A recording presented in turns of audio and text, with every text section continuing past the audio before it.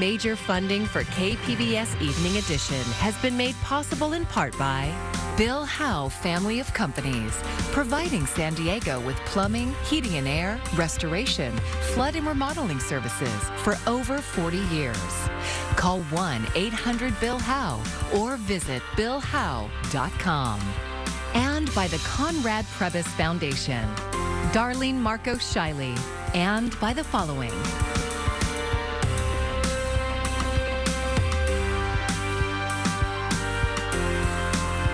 And by viewers like you.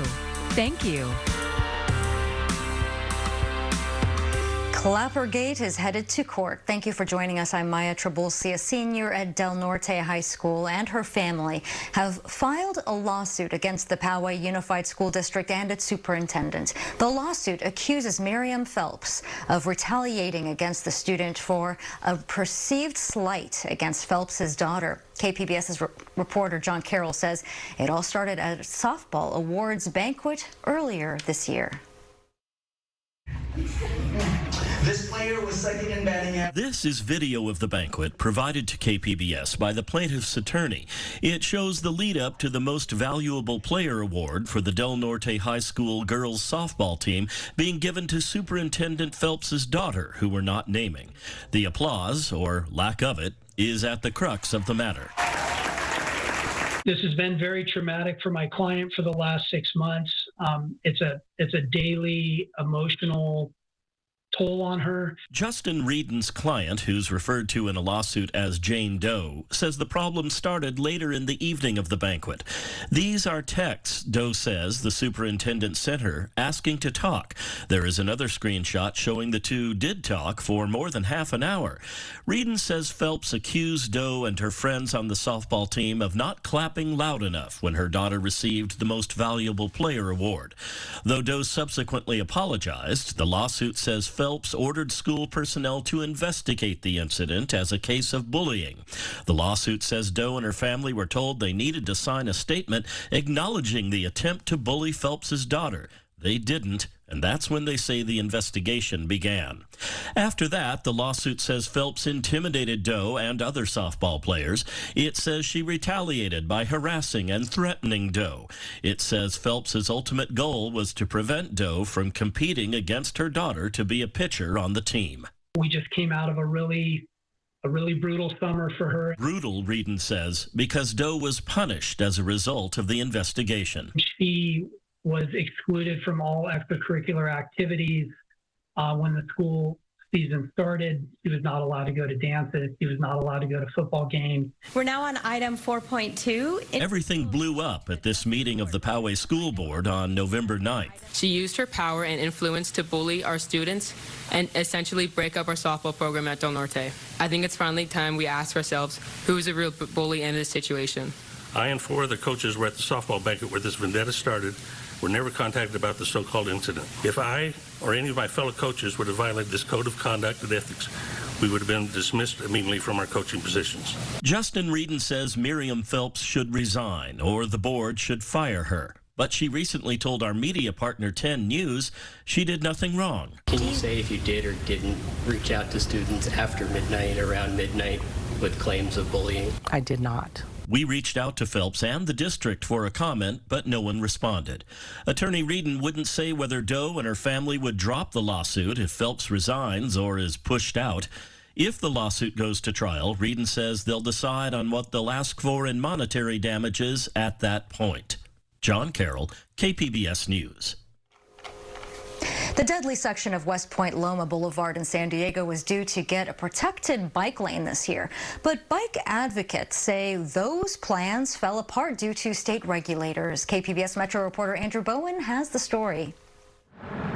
People here want to be able to walk and bike, to be able to safely cross the street. I meet Stephen Vance on West Point Loma Boulevard. Cars are speeding by, many of them well above the speed limit of 40 miles per hour. Years ago, local residents and city officials agreed this road needs protected bike lanes. The plan was for a so-called road diet, putting bike lanes by the curb, using street parking as protection, and removing one lane of travel in each direction. That would discourage speeding and shorten the crossing distance for pedestrians. The problem, West Point Loma Boulevard is near the coast and falls under the jurisdiction of the California Coastal Commission. The state agency is tasked with maintaining coastal access. They told city officials if they want to reduce the number of lanes, even to improve safety, they'd have to analyze the traffic impacts first and amend their local coastal program. Resurfacing and restriping is a pretty simple thing for the city to do, but when you start throwing in those other kind of bureaucratic processes, then it becomes a whole nother ballgame, and it makes it more difficult for the city to do projects like this. The city didn't budget the time or money to jump through all those hoops, so it recently restriped the road to its original design with no bike lanes. Just 1 month ago, a woman was biking here when a driver struck her from behind, right where the new bike lanes would have been installed. She was hospitalized with a broken pelvis. Vance says the Coastal Commission is putting bureaucracy ahead of common sense. Let's be reasonable about what we do to preserve coastal access and at the same time protect safety of people traveling regardless of how they're going about town. The Coastal Commission sent KPBS a statement blaming the city for not acting sooner. It said, quote, "The commission strongly supports bike lanes as an important form of public access. We're still committed to expediting this project and working with the city to get it approved quickly and consistent with the law." Andrew Bowen, KPBS News. It's day 6 of the truce in the war between Israel and Hamas, and a critical deadline is at hand. Laura Aguirre has more as the families of those still in captivity wait to see if their loved ones will come home. It is going in a positive environment, and that is what led to the extension of this, hopefully to another extension. Qatari negotiators say they're optimistic day 6 of the truce won't be the last. So far, dozens of Hamas-held hostages have been freed, mostly women and children. Scenes of joyful reunions held against a backdrop of rising fears for those still in Hamas control. There's still many hostages that haven't been released and are not home with their loved ones. Believed to be still held in Gaza are members of the Bibas family, which includes the youngest Israeli hostage, a 10-month-old boy, and his 4-year-old brother. We don't even know if that family is even alive. I wake up and that's when my nightmare starts. The Israel Defense Forces are assessing Hamas claims, made without evidence Wednesday, that the mother and 2 young sons were killed in an Israeli airstrike. The status of their father unknown.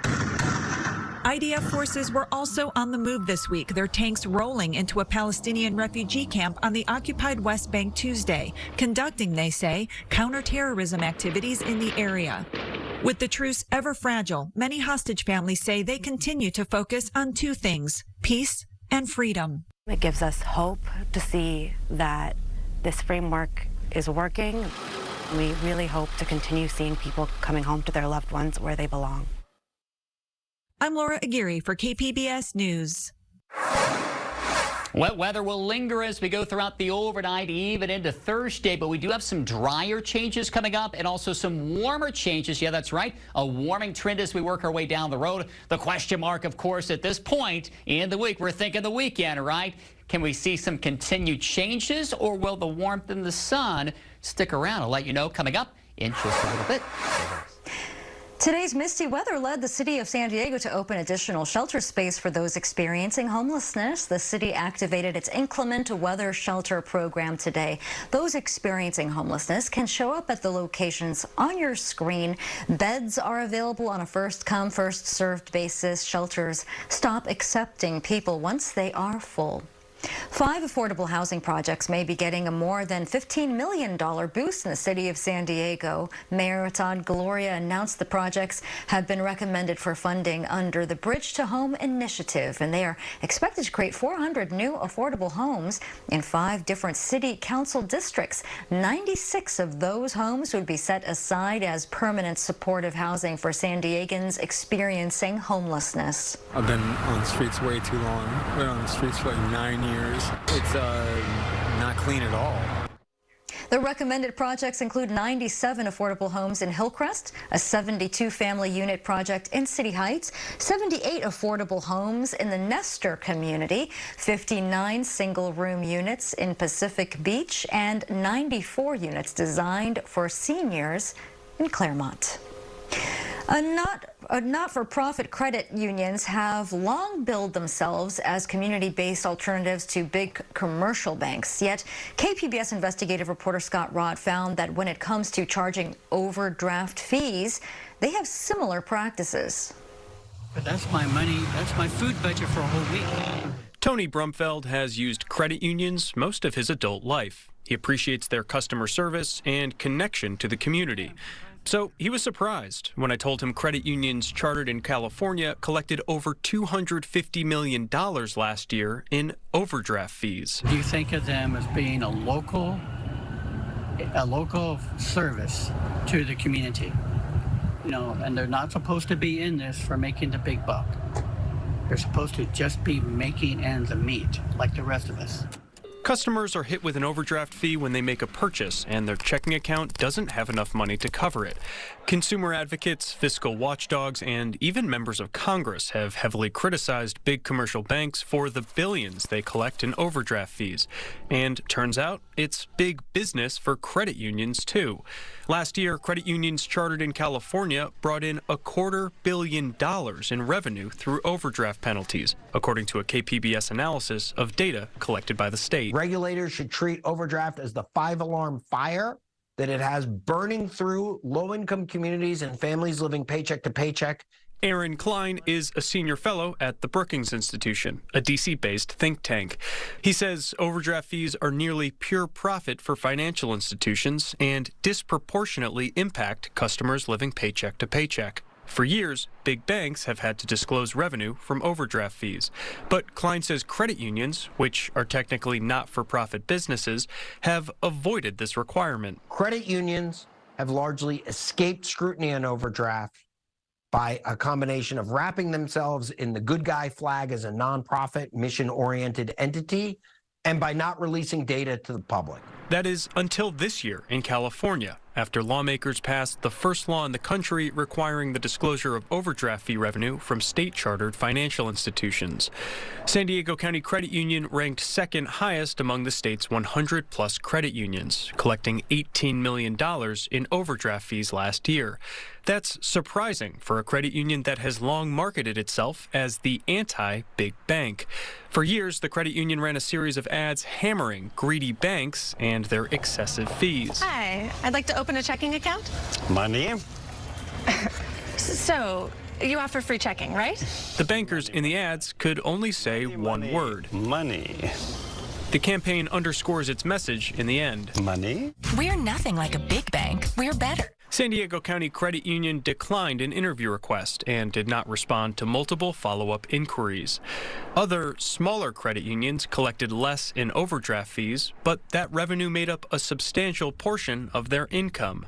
Consider Oceanside-based Front Wave Credit Union. They collected nearly $8 million in overdraft fees last year. That amounted to 12% of the company's overall income and 140% of its net income. In other words, Front Wave easily could have lost money last year without revenue from overdraft fees. We call it a service. We don't call it a fee. Bill Burney is the CEO of Front Wave. He says many Front Wave members rely on overdrafts at the end of the month as a bridge before their next payday. The credit union has rebranded it as Courtesy Pay. Front Wave charges $20 per overdraft, up to 5 times a day for each negative balance purchase. That means a Front Wave customer could be hit with $100 in fees in one day. So it is an important source of income to us. I just don't think we do it in a predatory way. Consumer watchdogs aren't buying this argument. Kiara O'Laughlin is a researcher and policy advocate at the San Diego-based Center on Policy Initiatives. She says overdraft fees are inherently onerous, even if they're rebranded to sound like a benefit.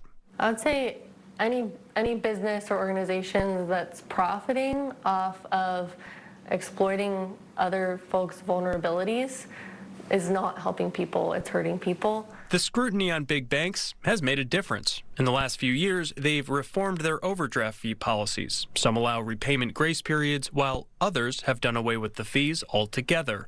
It's unclear if credit unions plan to do the same anytime soon. Scott Rott, KPBS News. And coming up on Friday, KPBS also found credit unions in San Diego County have boosted CEO pay while charging their members millions in overdraft fees. We will have that part of the story on the radio and on our website, kpbs.org. We're hearing from the man who will take the helm of San Diego State's football team. Sean Lewis was officially announced as the Aztecs' new head coach today. He's taking over the position vacated by Brady Hoke. Lewis has work ahead of him as the Aztecs are coming off of a disappointing season with just 4 wins. He shared his vision for the program at a press conference earlier. And I'm looking forward to bringing that excitement, that brand of football, where we're lighting up the scoreboard, where we're playing fast, where we're being balanced. I challenged the young men this morning that we're going to expect them to chase excellence in all phases of their life, in the classroom, and in their athletic endeavors. And I expect us in the same breath, if we expect that excellence in all 3 phases of them, I expect excellence in all 3 phases of our football program. Lewis was most recently part of the coaching staff at Colorado. The San Diego Humane Society is trying to learn who abandoned 2 horses last week in the Tijuana River Valley Regional Park. KPBS reporter Jacob Ayer says one of the animals did not survive. The horses were abandoned just days apart at a staging area corral in the Tijuana River Valley Regional Park. Humane Law Enforcement's Regina Price says the first horse was found with a note that said "Bring animal control." Both times the horses had no food or water, so had a member of the public not seen them, the animals could have succumbed to dehydration and starvation. The first horse was found on November 21st, and the second less than a week later on this past Sunday, November 26th. Both horses were in poor condition and taken to San Diego Humane Society's Escondido campus for immediate treatment. We have reason to believe that the horses possibly came from the same owner or ranch. Because upon putting them next to each other at our Escondido campus, they appeared to be familiar with each other. They were whinnying at each other. The first rescued horse will remain at the Escondido campus until he's healthy and next steps can be determined. But the second horse had to be euthanized due to its severe pain. It was lame in all 4 legs. The cost of hay, the cost of bagged feed is all escalated. Audrey Reynolds has been rescuing horses in San Diego County for over a decade. She says her Saving Horses organization has dealt with a higher level of neglect since the pandemic, as the price of caring for horses has gone up. Rescues are full and our funding is not like it used to be. Not prior to COVID, we didn't seem to have a problem raising funds, and now since COVID, it just seems nobody wants to put their hand in their pocket to help us out. Under California law, it's illegal to abandon an animal. It's possible that, financially they were struggling. Vet bills, feed bills, all of that. But it's hard to say. We don't know. Someone may be looking for these horses. They could have been stolen. For people who need to rehome any animal, Price has reached out to their organization for help. Anyone with information about the abandonment of the 2 horses is asked to call San Diego Humane Society's Humane Law Enforcement. Jacob Ayer, KPBS News. San Diego County health officials are reporting increased cases of whooping cough. KPBS health reporter Matt Hoffman says children make up the majority of the cases. The number of pertussis, or whooping cough cases, are rising from 12 in September to 57 reported in October, and that's only those who actually get tested for it. We're seeing enough of the cases that community transmission for pertussis is picking up, and so it's definitely out there. It's definitely in the schools. Kids cannot get vaccinated until they're a few months old, so the youngest are at the highest risk. Prevention is key, and while booster doses are mandated for kids in school, county officials say they've seen some drop-off. We worry about it because these are diseases that are easy to prevent with vaccine, and they have serious outcomes. The majority of cases are in kids, and some parents are being notified about exposures at schools. If parents get one of those exposure letters, take them to get updated for all their vaccines. If you haven't gotten flu or COVID, that's a good time to get. You could get them all at the same time. So it's a good time to do your one-stop shopping and get caught up for the respiratory virus, because the season is definitely started. And it's not going to go down because we're still just in the beginning of, the winter season. Rady Children's Hospital officials are also noticing increases in kids with whooping cough. We have more kids testing positive, and we do have some inpatients with pertussis, including intensive care. Dr. Edmund Milder says whooping cough can be hard to identify at first because it starts out like a common cold. Then over time, after a week or two of common cold symptoms, the cough really becomes the prominent symptom and then can become dramatic. And that's where the name whooping cough comes from, is you get these paroxysms or these stretches of coughing.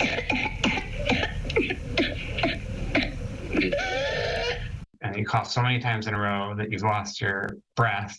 People often turn colors, and they take this big, deep breath in to try and catch up, and that's the whoop noise that you would classically hear. County health officials say they see increases in whooping cough every few years. Expecting moms are encouraged to get vaccinated while pregnant to pass along protection. Matt Hoffman, KPBS News. After a busy holiday travel weekend, respiratory virus season is ramping up across most of the country. The CDC predicts there will be around the same amount of hospitalizations as last season. Mandy Gaither has a look at the latest data and how to keep you and your family healthy. Across the U.S., flu, COVID-19, and RSV are spreading. It is that time of year, and we know that all of the respiratory viral illnesses are starting to ramp up. Flu cases are rising across most of the country, especially in Louisiana, Alabama, Mississippi, Georgia, and South Carolina. While outpatient visits for flu-like illnesses are lower than this time last year, they're still higher than the previous 4 seasons. COVID-19 hospital admissions and emergency department visits are also on the rise again after a few weeks of decline. I was in the hospital on call this holiday weekend, and I'm certainly starting to see more people being hospitalized, mainly with COVID. Dr. Kristen England with Cleveland Clinic says it's not too late to protect you and your family through vaccination. More than a third of adults and children have gotten a flu shot this year. When it comes to the new COVID-19 vaccine, nearly 16% of adults and just over 6% of children have gotten it, and nearly 15% of adults ages 60 and up have gotten the new RSV vaccine. Vaccinations will always be the key way to prevent the transmission of any of these respiratory viral illnesses. For Health Minute, I'm Mandy Gaither.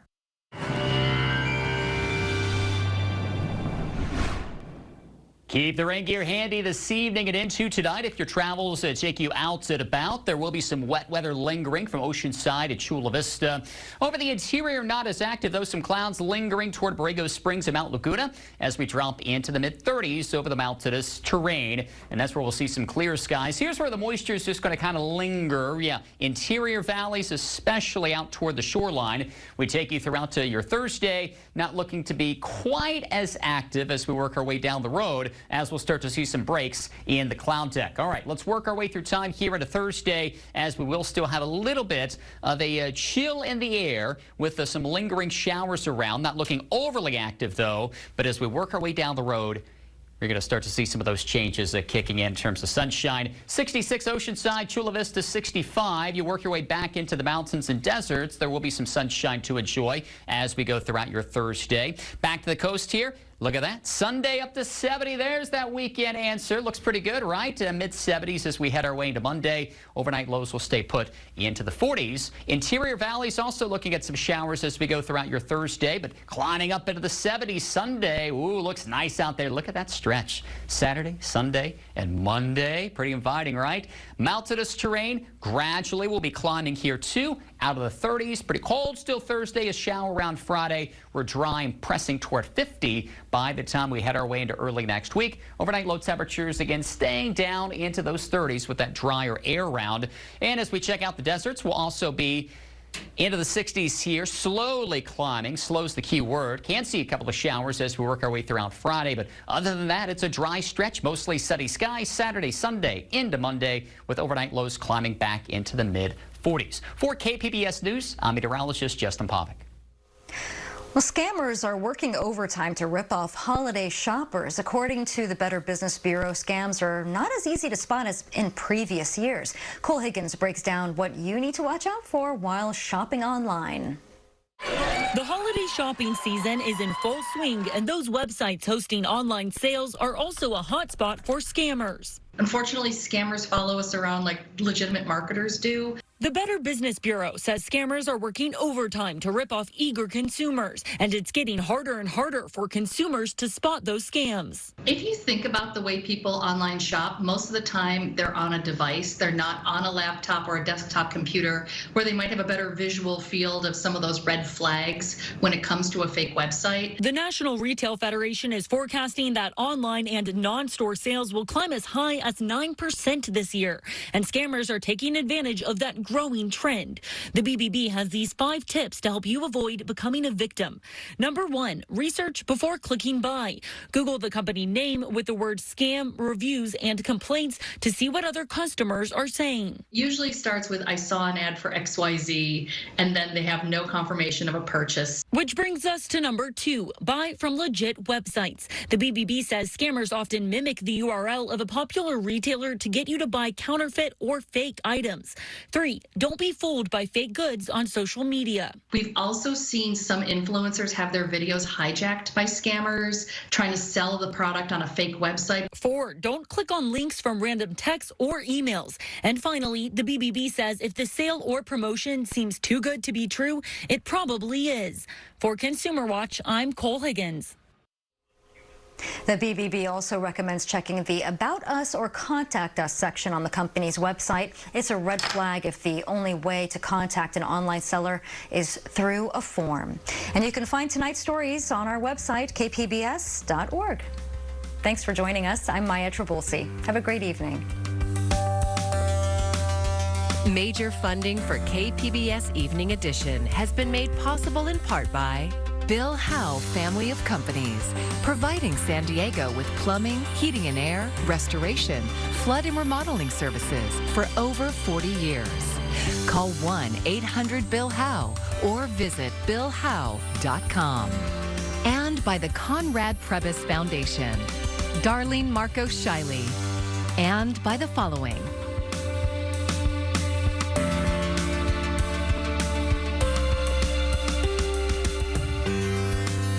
By viewers like you. Thank you.